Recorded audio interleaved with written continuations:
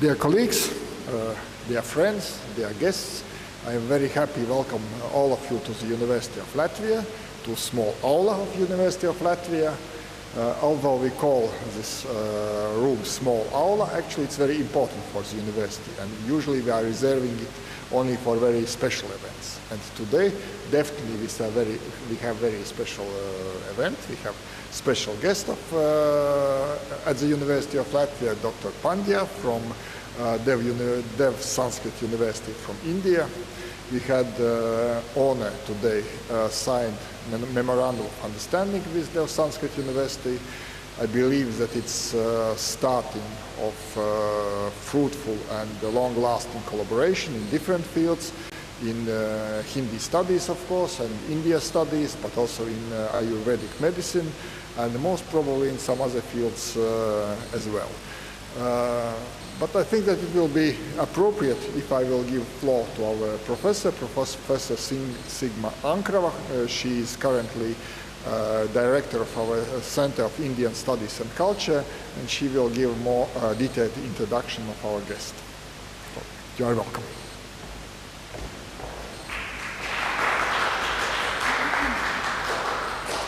Labdien, dārgie kolēģi un draugi! Es runāšu latviešu valodā un mazliet gribu teikt ievadu vārdus par mūsu šīs dienas viesi. Šī ir tāda svētku nedēļa Latvijā, un arī mums šis ir ļoti priecīgs notikums, jo ir parakstīts šis sadarbības memorandums. Un liekas, pirmā joma, kurā tā tiks veikta šī sadarbība, būs tieši ajurvēdas studijas Latvijas universitātē. Un doktors Pandya nāk no izcils universitātes Indijā.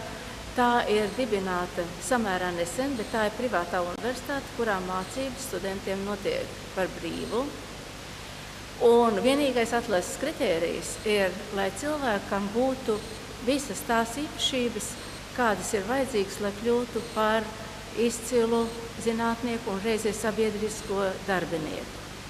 Doktors Pandya pats ir dzimis un uzaudzis ašramā, ko dibinājis viņa vectēvs, kurš ir arī šī labdarības fonda iedibinātājs.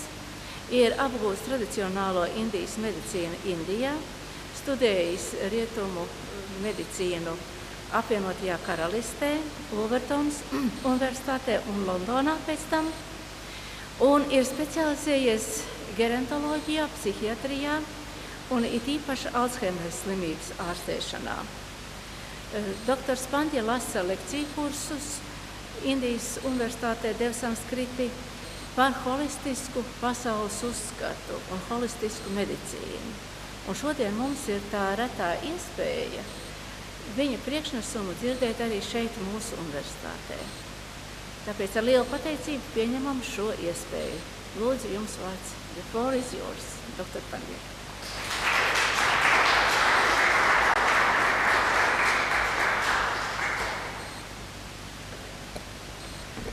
Thank you, Professor Ankrava.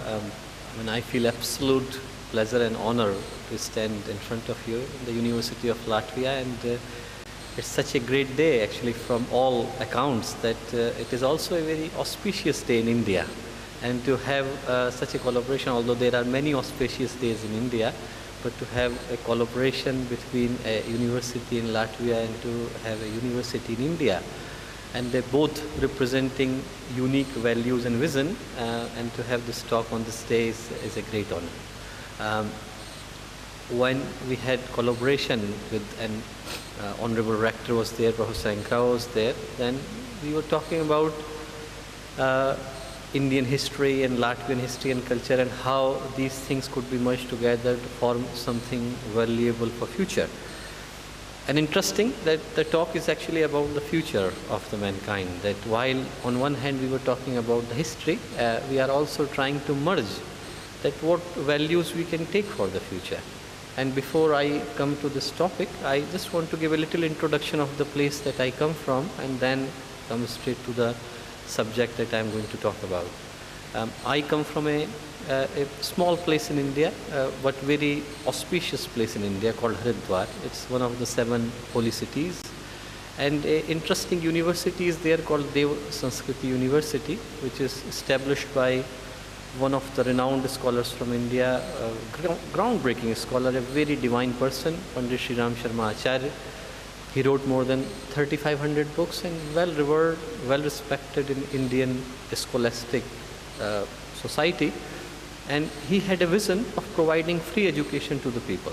He had a vision that the people who are academically worth but financially unsustainable, we should provide them free education, because education should not be priced at any circumstances. So we work on this interesting principle of providing absolutely free education without taking any cost, no tuition fee, and only providing a residential environment where they have to pay for the accommodation itself. And to protect the values that we represent, but then to provide it in such a manner that the modern understandings can be culminated together is our main forte. So all the Indic disciplines, whether yoga or Ayurveda or Indian history and culture or Oriental studies, they are regularly taught in our university, and we have got many students from that area. This talk is actually about a subject that we also teach in our university. It's called scientific spirituality. To give an understanding of this concept, I would like you to imagine, like, what is the point of this concept of scientific spirituality. Basically, we are standing in the middle of two major disciplines in the society, science and spirituality. And if we really have to understand the concept that why they both are being talked together, imagine that we all fall asleep and go to 2 centuries back, that we are sitting in the 18th century at the moment, and immediately what we would realize that if we open our eyes and back into this time, everything is changed. This computer would not be here, light would not be there, technology would not be there. Everything has changed in the last 2 centuries or so, and we have made significant progress. We have made progress in the terms of science, technology, all known disciplines of mankind, economics, sociology, anything, you name it. We have reached to the Mars, we have landed on the moon, we have done all the things that we thought possibly we would be able to do. Unfortunately, all the progress have been on this direction. We, in this process of finding more and more, satisfying ourselves more and more, we have lost ourselves. It's every individual. My discipline is psychiatry, and all the people that I meet, I feel that they are like alone islands. They have become so alone themselves that it is difficult to find that what really is the purpose of the life for human beings. We are like in this vast ocean, we are floating like an island from one place to another without having any serious aim, purpose, motive, agenda and direction in the life. And these disintegrated individuals then leading to broken families, because if 2 people coming with completely broken personalities, there is difficult to get. And from broken families, the fractured societies are taking place. And I am not talking about one place, I am saying all over the world, wherever you go. So the idea is that we need to have the happiness in the life, but it should not be only from one extreme, but also from going inside. I remember a small story, and then I will come to this point. When Alexander the Great, he came to India, his master said that go and find a yogi from India. If I need one yogi to be with me in Rome. So Alexander the Great found one. He was sitting next to the river in the state of meditation, and Alexander approached him and said, you need to come with me. I'm going to take you to the Rome. And this person said, okay. He opened the eyes. He said, who are you? And Alexander said, I am Alexander the Great. He was amused that this person doesn't even know that who is Alexander the Great. So he said, I am Alexander. He said, what did you do to be called great? And Alexander said, well, I conquered half of the world. He said, okay, what are you going to do after you have conquered half of the world? He said, I am going to have a big, huge mansion, and then I am going to live in it. He said, what are you going to do after you have built the mansion? He said, then I would have all the servants, all the luxuries, all the amenities for me in this palace. He said, what would you have afterwards? Like, you have got the house, you have got the mansion, you have got the servants, you have got all the people. What are you going to do afterwards? And Alexander said, well, then I would do nothing. I would sit in peace and rest and feel absolutely satisfied. And that person said, why do you have to conquer half of the world to do that? I am doing it right now. You feel absolutely contented, and if you need to feel satisfied, then the journey is not outside. Idea is that we are too much in one direction, and both directions need to be meshed. Both directions need to be balanced together to find balance in the life, balance in the individuals, balance in the families, balance in the society, and then the society progresses, not at the cost of the individuals, but along with the individuals, because we are progressing, but by forgetting the individuals. So the talk is actually about this, that we have seen too much progress, and I am not criticizing the progress, I am not saying the progress is wrong. What I am trying to say, that we need to develop an understanding, we need to develop values, we need to develop knowledge to use the resources that we have developed in the most efficient manner. Otherwise, we cannot live longer with this understanding that if an earthquake hits the Japan, it's not our problem anymore. It is our problem. Unless we learn to live together with the technology that we have created, we learn to live in balance with it, we learn to live in harmony with it, we would not be able to find the peace, we would not be able to find the satisfaction, we would not be able to find the purpose in the life. And that is the idea of this brief talk that I am going to give here. So earlier days, and I am saying that everywhere, whether you go to east or whether you go to west, the idea was that the societies were based on the values, they were based on the harmony, they were based on the concept of spirituality. And when I say spirituality, I am not talking in the terms of religion, I am talking about the fundamental human values, I am talking about the kindness, compassion, humanity, the values on which the society was based. I tell you a very small story. There was an 8-year-old boy called Nachiketa. It is the basis of Upanishad. A great scripture came from India, Kathopanishad. An 8-year-old boy was there, Nachiketa. Nachiketa's father's name was Vajashrava. And Vajashrava did a big yajna. Yajna is a fire ceremony in India, and he decided that he will give 1,000 cows at the end of this yajna. And when it came down to donation, he started giving the cows that were of no use. They were barren, they would not have children, they would not be able to give milk. So Nachiketa was watching it very closely, and he went to his father and said, donation means, dan means that you give the right things to the right people. And you are giving the things that are of no use to you, and you are giving it to the other people. So Vajashrava did not answer the question. He said, so then Nachiketa asked again, why are you doing it? And he did not answer the question again. Third time when he asked, father got really irritated. He said, okay, you are of most use to me, I donate you. He said, who do you donate me to? He said, I donate you to death, go to hell. And Nachiketa said, okay, I have been donated, I cannot stay here for long. And it's a metaphorical way to say that he went to the house of the death, that I have been donated. When he reached to the house of death, Yama, then Yam was not there. So he waited for Yam to return, and it took him Yam 3 days, 3 nights before he came back. And when Yam came, Yam said, okay, Dan does not depend upon the person who donates, it depends upon the person who accepts. I never asked for your life, I cannot take it. But because you are an 8-year-old boy, waited here patiently for 3 days, 3 nights, I give you 3 blessings. Ask me anything in return, anything that you wanted to know. And among the 3 things, one question that Nachiketa asked was, what is spirituality? What is this thing that is spirituality that everyone talks about? And Yam said, Uttishtat Jagrat Prapya Varanya Bodhat Shurasya Dhara Nishta Duratya Durgam Pathastat Kavyo Vodanti. That when you have selected the principles, morals, values that you think that are right for your life and are going to benefit the society, and you decide to stick by them, sleeping, awake, at every second of your life, you are following the path of spirituality. And that path of spirituality, he said, is like walking on the edge of the sword. That you have got a sword, you have got a knife. It's like walking on that edge. Because then you are tested at every second of your life that whether you are walking on the path of spirituality. That if you say that you are kind, if you say that you are compassionate, if you say that you are going to follow the right principles, then every second of your life you are being tested, measured, evaluated against those those criteria that you have selected for yourself. And he said, that path is so difficult. Durgam pathastat. Durgam means very difficult. This path means path.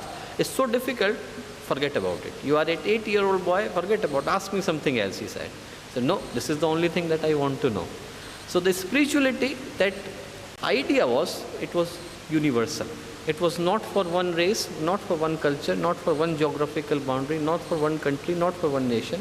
It was for every single person, and the spiritual values meant a lot in our society. And our society meant human society. Our society means human beings. That the same.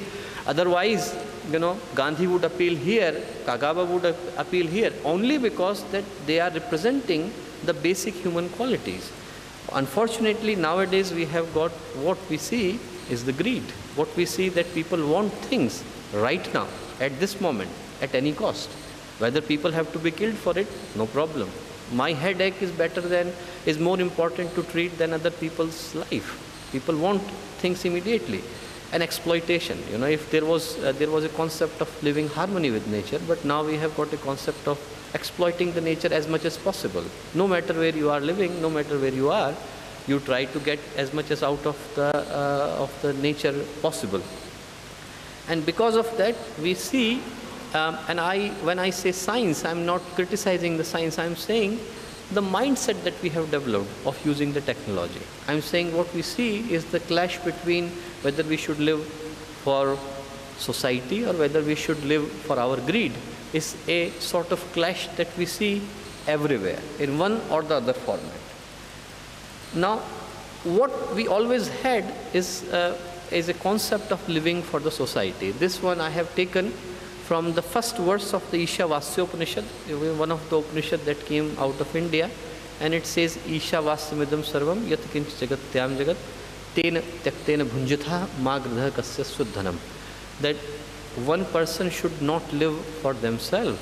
They should live like they have been appointed by divinity as the servant of this wealth, and they should live for the other people. They should live for the betterment of other people. They should live for the protection of other people and for the society. That was the idea of having this ancient wisdom. Then what we also believe, that such principles cannot be for one nation. It cannot be for one religion. It cannot be for one language. This one is taken directly from the Vedic text, and it says, Ayam nijah paroveti gadana laghuchetasam udara charita namatu vasudhaiva kutumbakam. Vasudha means earth. Kutumba means family. Ayam nijah paroveti, this is mine, that is yours. This sort of concept only belongs to the people who have got very narrow mind. But for the people who have got open heart, for the people who have got spiritual values, for the people who have got conscientious thoughts, for them every single person of this planet is part of their family. That was the idea, that earth belongs to every person, earth belongs to every single soul, and we should learn to live together. Unfortunately, the wisdom was there, concept was there, principles were there, all these thoughts, all this knowledge base was there, but what we saw, that somehow it started mixing with other things, that the concept that were so universal, the concept that were so eternal, they started taking a different shape. They started taking a shape of either religious texts or other things, or for other smaller things, and to take a different shape altogether. And this is a very interesting notion that I have taken from Thomas Shaw's, a very famous psychiatrist, and he said a very interesting thing. He said, formerly, when religion was strong and science was weak, men mistook magic for medicine. We used to treat everything with black magic or other methods of magic to treat condition. But now, when science is strong and religion is weak, men mistake medicine for magic. We think that everything can be treated with the help of medicine, that you only need to take the pills for it. But the truth lies somewhere in the middle, that we neither need completely this, we neither need completely that. We need to use the resources, the medicine that we have developed today, the science that we have developed today, the technology that we have developed today. We need to learn the best way to use it with a mindset that has got the principles inherent for the society. What we know, that the science which does not have a spiritual mindset leads to destruction. You know, if you have the same energy, you have the same atom, either you can use it to produce energy or you can use it to produce bomb. Choice lies between us, what we would like to do with it. And similarly, the spirituality without the scientific approach becomes superstition, that people are following things without really knowing that what is the concept behind it. So both things are there, but they both need to be merged together. Idea is that technology is there, and as much as time, energy, resources we have invested in making this technology work, if we would have invested the same amount of time, energy and resources on the people who are going to use them, then we would not have the same situation. I mean, we created the bomb on the first place and now we are living in fear with it. We created the weapons on the first place, now we are living in fear of it. Only because that if there was a proper way, a proper understanding of the personality before, then we would not have to create anything destructive for the humanity. We would not have to cause anything, it's just use the same technology for the rightful resources. Taken from famous Albert Einstein, that science without religion is lame and religion without science is blind.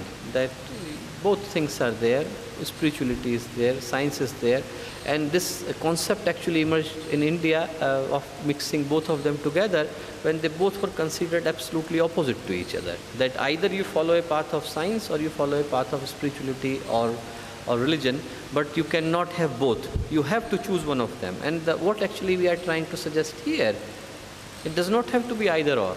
It does not have to be that one cannot live a life of absolute satisfaction in, say for example, in London or Riga or anywhere else. He does not have to leave everything. He does not have to run away from all the situation. He just have to learn to make the perfect balance and harmony with each other.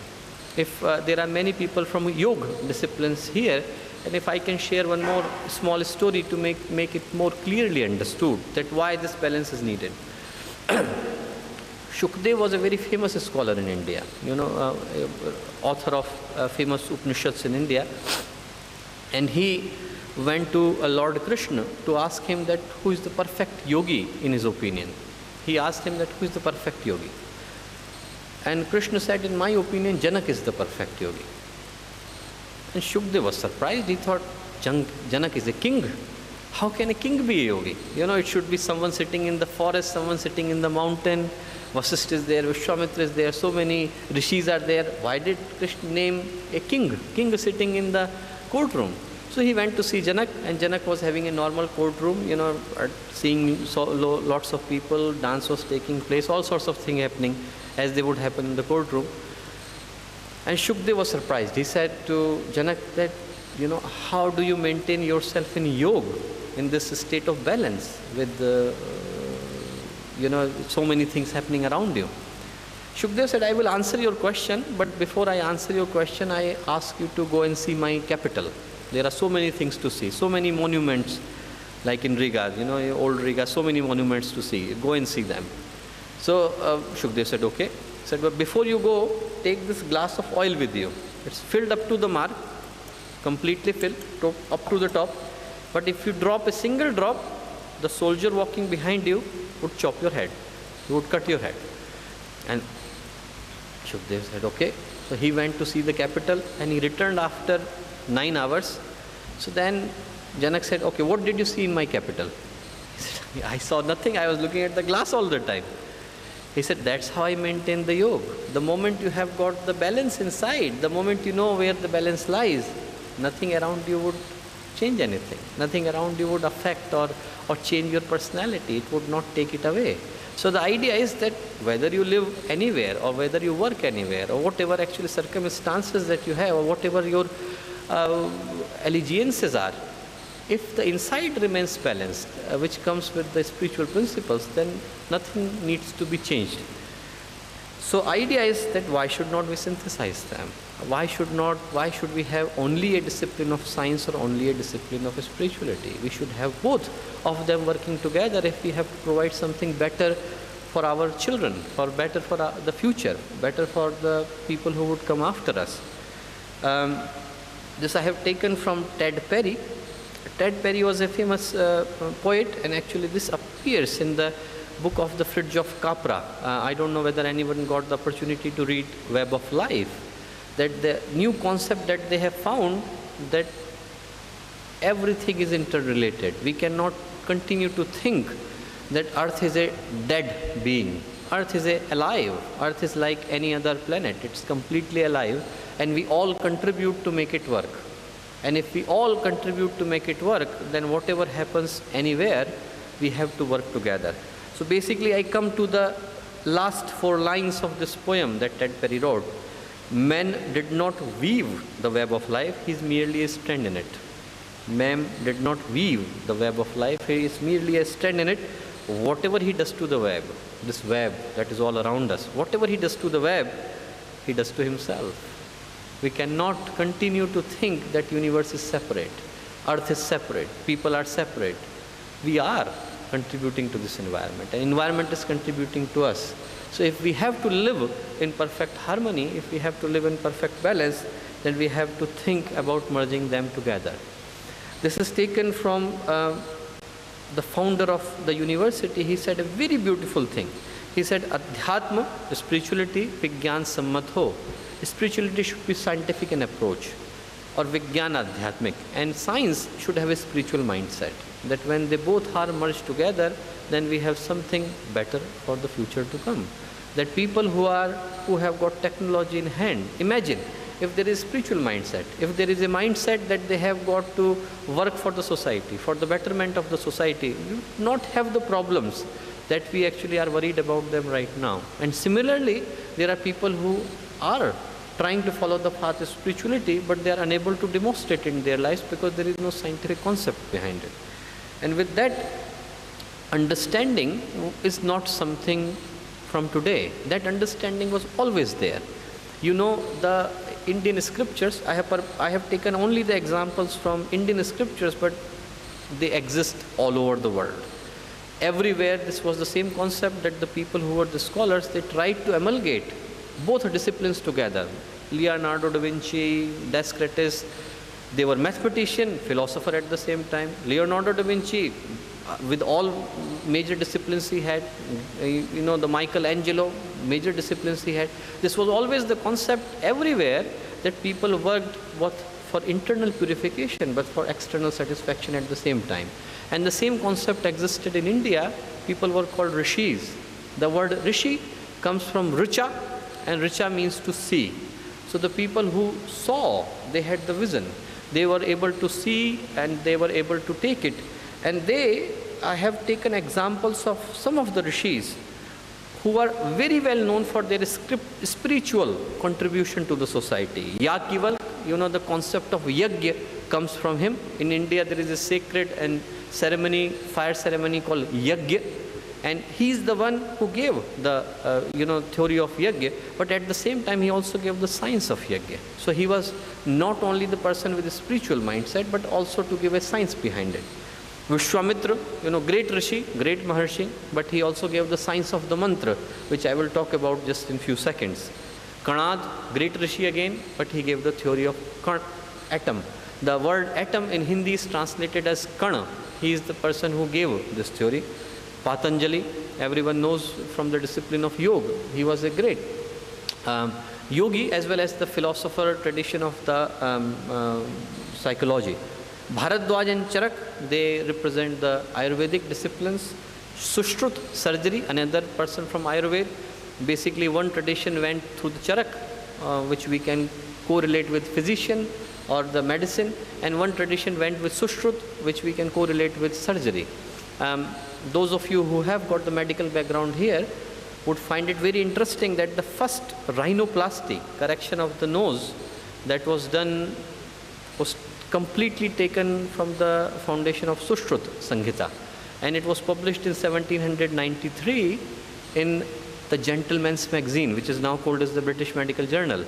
So that time, the first operation they did for correction of the nose was taken directly from the Sushrut Sanghita, with all credit being given to Sushrut, and have got strong surgical principles in the Ayurveda.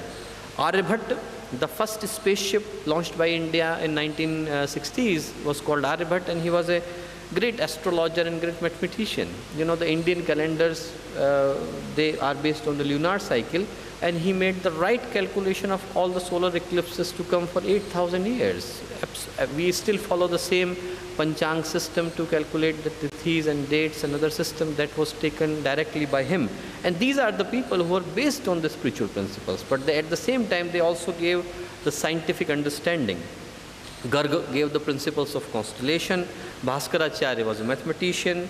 Bodhayan, you know, the Pythagoras Pramay, we call it in Hindi, I don't know English what it's called, is also given by the Bodhayan. That's why it's named Bodhayan Pythagoras problem of geometry.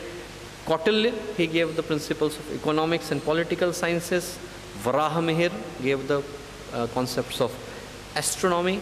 And Nagarjuna gave the principles of chemistry, which are still the basis of Ayurvedic preparation. So when they prepare Swarna Bhashma, where they prepare other heavy metals and burn them to use for medical preparations, are taken by the Nagarjuna's principles of alchemy, which is the principles of chemistry.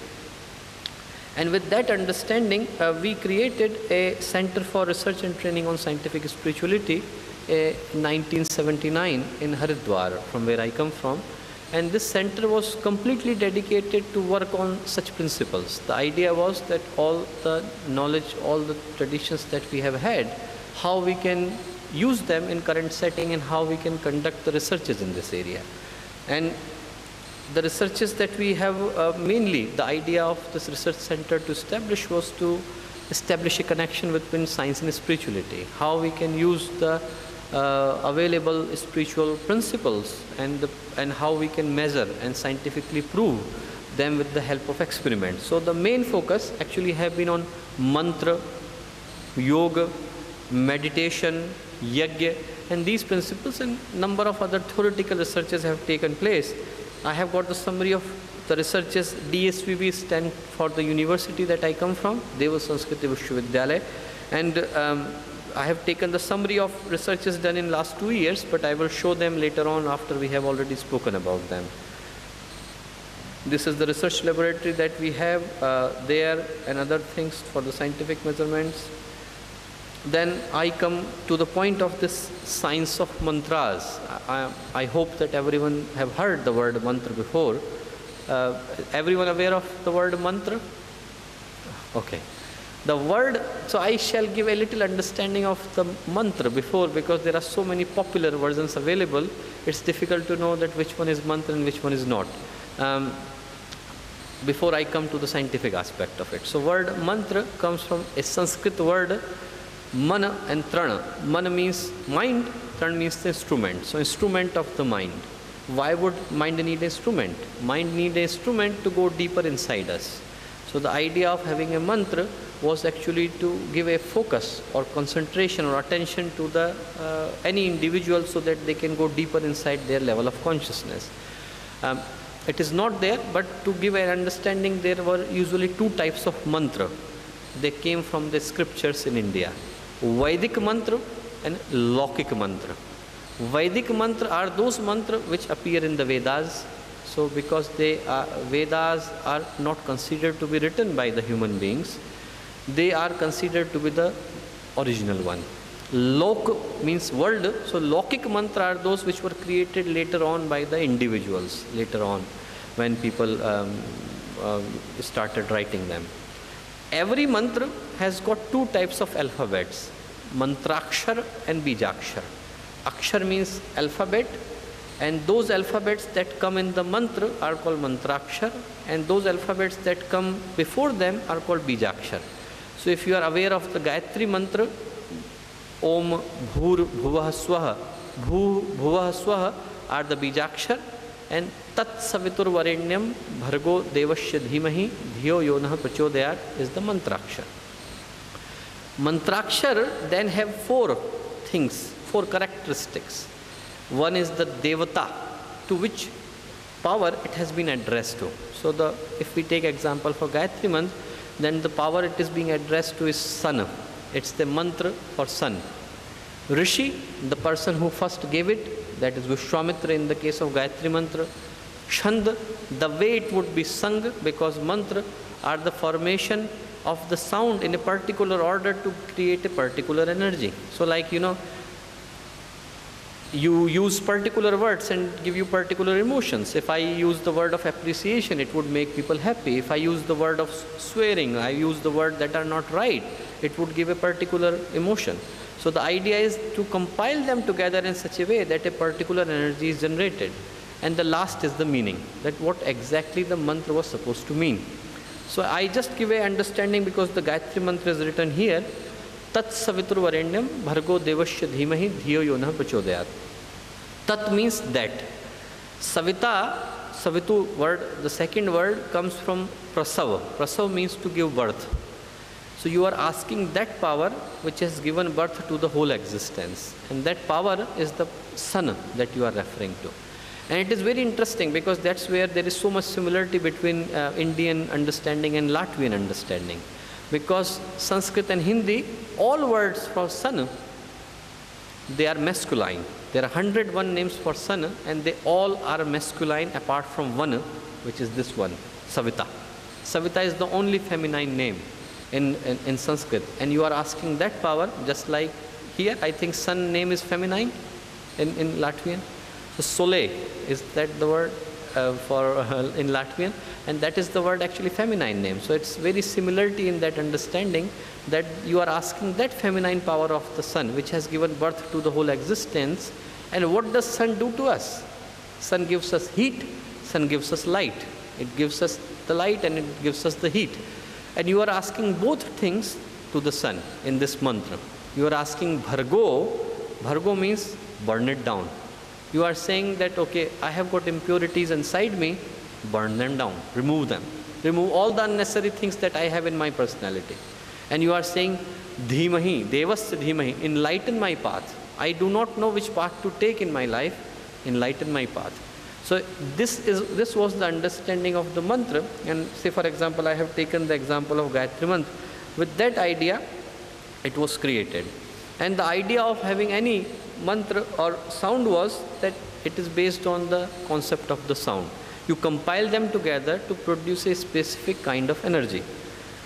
And it has, this understanding have always been there. Big Bang Theory talks about the same thing, that we had came into existence with this big sound.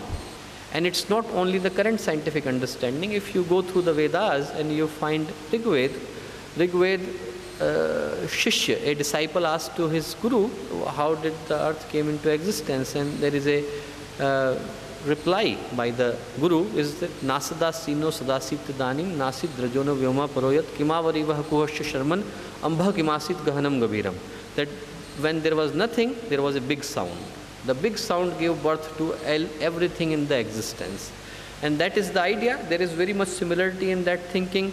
Then, of course, sound, if said in synchronized manner together, can also have destructive effects. This is a 1941 collapse of the bridge called Tacoma in Oklahoma, USA, which collapsed just 6 months after being built because of the synchronous movement of the army soldiers. Second World War was going and they were marching on that bridge, and it came down because of the synchronous movement of the army soldiers. So the sound itself can have a great much power. Scientists in the World War I also produced something called as the audio cannon. It was a special type of weapon that they created where concentrated sound was sent on the people so that it would shatter them completely. And like it would have a power like a missile. It would go like that. And all reason to actually give this description is for you to understand that the sound has not only in the earlier times but current times also considered to have a great amount of energy and power. Even the earthquakes, they are considered to have underlying sound waves that are connected from within. And then, of course, the concept of ragas in India, the Rag Deepak, Rag Malhar, there is a famous story associated with it, but because of the limited time, I will tell it some other time. But these were the idea, that you have the sound, you have the alphabets, you form them together, you compile them together in a particular fashion to give rise to a particular energy. And that was the idea of having a mantra. What mantras did, they did two things. They did something externally and they did something internally. The idea to do something externally was to create the vibrations of a particular place. So you go to church, you go to temple, you go to any place where there is already silence, in library or any other place, and you have a different kind of vibrations altogether. But you sit in a bar, you sit in a club, you sit in somewhere else, and you would have different vibrations altogether, because that place has been created by the vibrations that you have sent in that particular place. That was the external result of it. And then this is a very interesting piece of research that is conducted this year, maybe last year, in University of Pennsylvania, and I think they published it, if I am not incorrect. They published it by the name of the psychology of belief. What they did is that they have selected the people who have been doing meditation with any kind of mantra. Not necessarily one kind of mantra, because concept of mantra, concept of recitation, particular sound is almost in every religion. You go to any religion, there is a concept of japa or recitation, and they collected all these people who have been doing it for a very long period of time, and they did the PET scanning, the positron emission tomography scanning for these people. And when they did it, what they found, something very interesting. They found that their visual occipital lobe was enlightened even when their eyes were closed. So if your eyes are closed, to make it very simple, if your eyes are closed, you do not see anything. You see darkness, because there is no visual source of light that is reaching to your eye. But in these people who are doing the meditation or jap or mantra for 20 years, their visual occipital lobe was still enlightened. And what they were very surprised, that how is this, and from which part this light is coming from. And this is a very fantastic research that they have just been published, and still the question remains. So the idea is that it does something to your brain. How and why, we still need to find out. So the consistent japa of the mantra has dual effects. That's what we were talking about, that externally it generates the vibrations in the surrounding space. It creates a particular vibration in that area. So people, when they come in the contact of that vicinity, they feel a particular sort of vibration.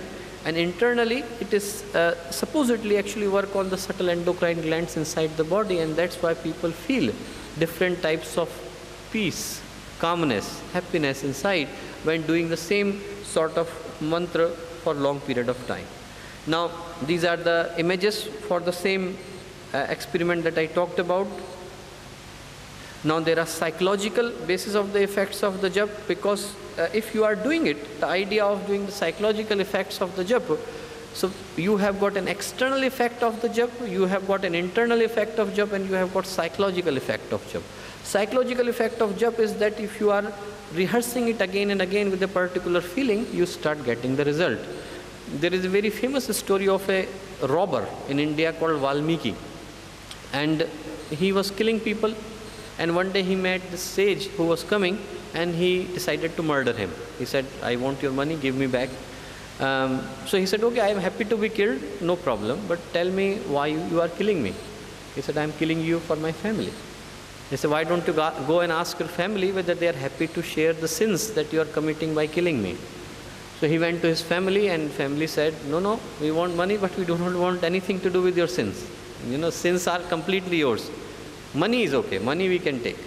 So he was shocked. He said, I am doing it for my family for such a long time, and I never realized that actually they are not going to share the negative effects of negative consequences of this action. So he returned back to sage and said that, okay, give me the direction for my life. I have committed enough sins in my life. But do not give me something complicated. I need something very simple, because I'm illiterate, I cannot read much.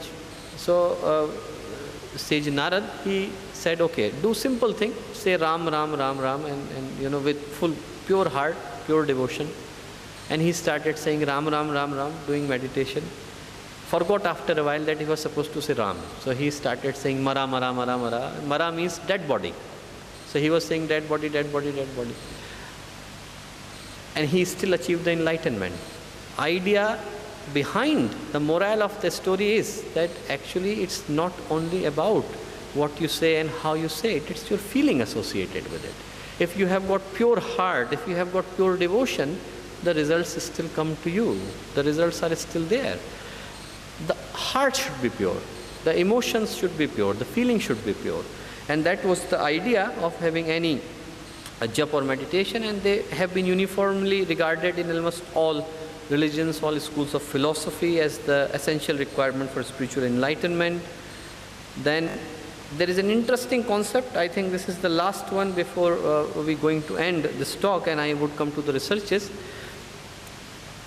Initial days in India, there was a very interesting thing, yantra and mantra. The rishis, they had a very interesting concept of amalgamating both of them together. Yantra meant instrument. This is an instrument, this is a yantra. And mantra was the mantra, like I gave the description. But yantra was useless without a mantra. So yantra would have the power only if mantra is invested into it. And mantra would have the power only if a purified personality is saying it. Otherwise, it's like saying A, B, C, D, E, F, G. It's not going to make any difference. Idea is that if a purified personality is saying, mantra would be effective, and mantra would only be able to have an effect in compilation with the yantra. This is the same approach that we talk about when we talk about amalgamating science and spirituality, because yantra is a science. Mantra and personality behind it, the purified personality, is the spirituality. And if both merge together, if both work together with purer heart, purer principles, then the result should come immediately to you. And just an example of yantra on this side, mantra on that side. And coming very to the last, the integration of two great sciences should offer solutions to the gigantic problems and challenges that we face every day. We cannot, like I have said maybe too many times in this talk, that we cannot continue to live by forgetting everything and limiting to our own world. We think we need to integrate these two disciplines together to provide something valuable for future. And all the road is inside us, and the solutions are inside us too, to lead to a better planet, better action, better effects, better people, better world. And I think that almost conclude my talk about scientific spirituality and science of mantras. And just one more thing that I would take to is the researches that we have conducted in Dev Sanskriti Vishwavidyalaya on the mantra.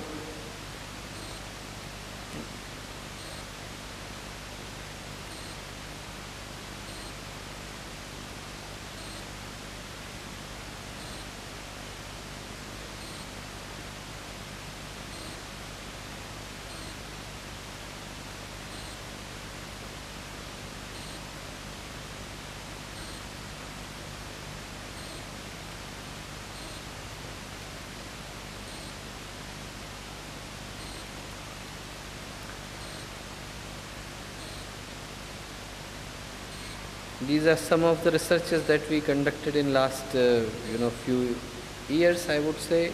Effects of Gayatri Mantra on stress. Then we have got many PhDs on this area, effect of chanting on facial nerve conduction velocity. Then we have